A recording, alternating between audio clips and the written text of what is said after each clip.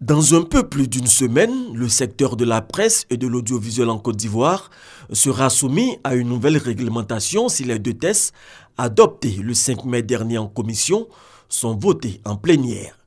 Toutefois, plusieurs organisations des professionnels de la presse continuent de s'insurger contre certaines dispositions des projets de loi depuis leur adoption en commission. La dernière protestation émane de 3 organisations de la société civile qui ont saisi jeudi dernier par courrier le Conseil constitutionnel pour un report du vote en plénière.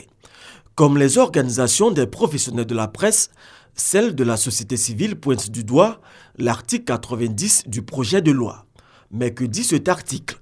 Article 90 est puni d'un emprisonnement d'1 à 5 ans et d'une amende de 300 000 à 3 millions de francs CFA.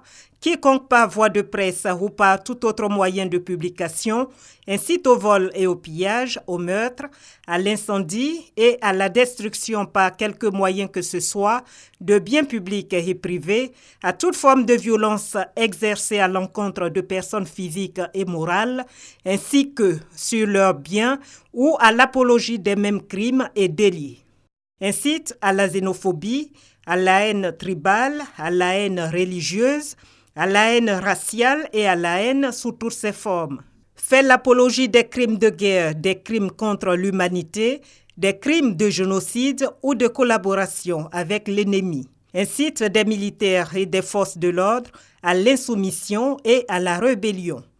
Porte atteinte à l'intégrité du territoire national, à la sûreté intérieure et extérieure de l'État. 2 points sont contestés dans cet article. La peine d'emprisonnement d'1 à 5 ans, la mention quiconque qui, selon les protestataires, constitue une généralisation des délits à tous les citoyens. Et enfin, le groupe de mots par tout autre moyen de publication qui pourrait étendre la sanction aux utilisateurs des réseaux sociaux. Au cours des travaux en commission, le ministre Koné Bruno a indiqué que le nouveau test ne durcit pas la loi de 2004. Il a rappelé que l'ancien test prévoyait déjà des peines de prison puisqu'il ramenait aux articles 174 et 175 du Code pénal.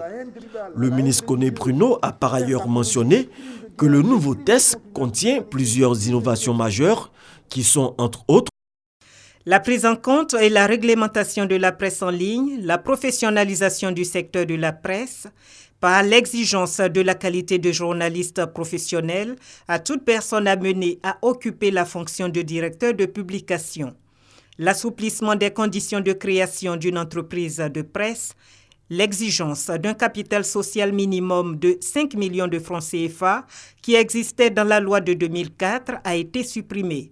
L'article 89 précise que la garde à vue, la détention préventive et la peine d'emprisonnement sont exclus pour les infractions commises par voie de presse ou par tout moyen de publication sous réserve des dispositions de l'article 90.